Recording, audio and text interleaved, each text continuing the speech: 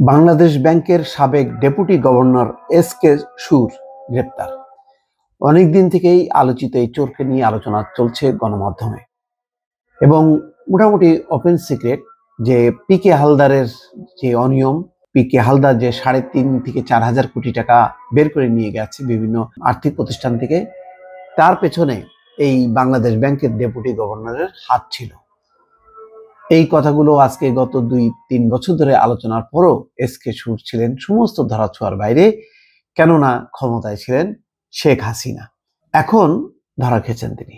খবর হচ্ছে এই বাংলাদেশ ব্যাংকের সাবেক ডেপুটি গভর্নর শীতাংশু কুমার সুর চৌধুরীকে, এস.কে. সুর পুরো নাম হচ্ছে শীতাংশু কুমার সুর চৌধুরীকে গ্রেপ্তার করেছে দুর্নীতি দমন কমিশন। তার বিরুদ্ধে জ্ঞাত আয় বহির্ভূত সম্পদ অর্জন এবং সম্পদের তথ্য গোপনের অভিযোগে মামলা করেছে দুদক। মঙ্গলবার বিকেলে ওই মামলায় তাকে গ্রেপ্তার করা হয়। এই মামলায় অন্য আসামিরা হলেন এস.কে. সুরের স্ত্রী সুপর্ণ সুর চৌধুরী এবং মেয়ে নন্দিতা সুর চৌধুরী। গত বছরের 23শে ডিসেম্বর প্রাথমিক অনুসন্ধান প্রতিবেদনের ভিত্তিতে মামলাটি দায়ের করা হয় বলে জানান দুদকের উপপরিচালক মোহাম্মদ আক্তারুল ইসলাম। এস.কে. সুর ডেপুটি গভর্নর থাকাকালে আলোচিত এনআরবি গ্লোবাল ব্যাংকের সাবেক ব্যবস্থাপনা পরিচালক প্রশান্ত কুমার হালদারের ঋণ কেলেঙ্কারির ঘটনায় সহযোগিতা করেছেন এবং সুবিধা নিয়েছেন বলে তথ্য উঠে এসেছে কয়েকজন আসামির জবানবন্দিতে, তাও কিন্তু 1.5-2 বছর আগে।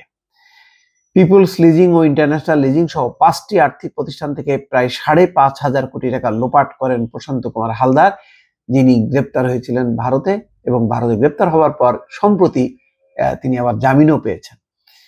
এই অনিয়মে তাকে বাংলাদেশ ব্যাংকের সাবেক ডেপুটি গভর্নর এস.কে. সুর চৌধুরী সহায়তা করার অভিযোগ রয়েছে। এছাড়া তিনি অনিয়ম দুর্নীতির মাধ্যমে অর্থ হাতিয়ে নিয়েছেন এবং সরকারের রাজস্ব ফাঁকির অভিযোগ রয়েছে তার বিরুদ্ধে। সিএমএম আদালতে দেওয়া জবানবন্দিতে ইন্টারন্যাশনাল লিজিং এর ব্যবস্থাপনা পরিচালক রাশেদুল হক বলেন, এস.কে. সুর চৌধুরীকে ম্যানেজ করে পি.কে. হালদার অর্থ লোপাট করেছেন। এস.কে. সুর চৌধুরী 2018 সালের জানুয়ারিতে ডেপুটি গভর্নরের পদ থেকে অবসরে যাওয়ার পর বাংলাদেশ ব্যাংকের উপদেষ্টার দায়িত্ব পালন করেন তিনি। বর্তমানে তিনি অবসরে রয়েছেন। দেখেন, ডেপুটি গভর্নর থেকে অবসরে গেছে, তারপর আবার উপদেষ্টা হিসেবে আছে। মানে এখানে এত মধু, সেই মধু খাওয়ার জন্য তারা নানা রকম কলা কৌশলে সেই বাংলাদেশ ব্যাংকের সঙ্গে যুক্ত আছেন। সম্ভবত আরো একজন ডেপুটি গভর্নর এই স্ক্যান্ডালের সঙ্গে জড়িত। গত 15 বছরে বাংলাদেশ ব্যাংকের কেন্দ্রীয় ব্যাংক, তাদের দায়িত্ব ছিল ব্যাংক এবং আর্থিক প্রতিষ্ঠানগুলোকে ঠিক রাখা, নিয়ন্ত্রক সংস্থা।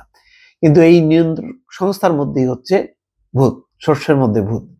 তো এই ভূতগুলো হচ্ছে এই এস.কে. সুরের মতন কিছু লোকজন এবং আতিয়ার রহমান তো বড় ধরনের রিজার্ভ কেলেঙ্কারি, মানে অর্থাৎ সেখান থেকে যে রিজার্ভ চুরি হয়েছে সেই কেলেঙ্কারিও তিনি চাপা দিয়ে রেখেছিলেন, পরে প্রকাশিত হয়। এস.কে. সুর এরকম আরো কয়েকজন ডেপুটি গভর্নর, তারা নিজেরাই ব্যাংকগুলোকে লুণ্ঠনের সুযোগ দিয়ে তারা নিজেরা আখের গুছিয়েছে, যার কারণে আজকে ব্যাংকের যেই চরম অধঃপতন বা ধস নেমেছে, মূলত গভর্নর, ডেপুটি গভর্নর এই চক্রের সাথে ব্যবসায়ীদের একটা বা রাজনৈতিক যে ব্যক্তি যারা লোপাটের সঙ্গে যুক্ত ছিল, যে রাজনৈতিক ব্যক্তিরা, তাদের একটা নেক্সাস গড়ে উঠেছিল। সেই নেক্সাসের কারণে আজকে ব্যাংকগুলি দেউলিয়া হবার পথে। জনগণের টাকা, রাষ্ট্রের টাকা আজকে এই লুটেরাদের কাছে চলে গেছে। এর কত অংশ এখন উদ্ধার করা যাবে বা আদৌ যাবে কিনা যথেষ্ট সন্দেহ আছে। দর্শক, ভালো থাকবেন। আল্লাহ হাফেজ।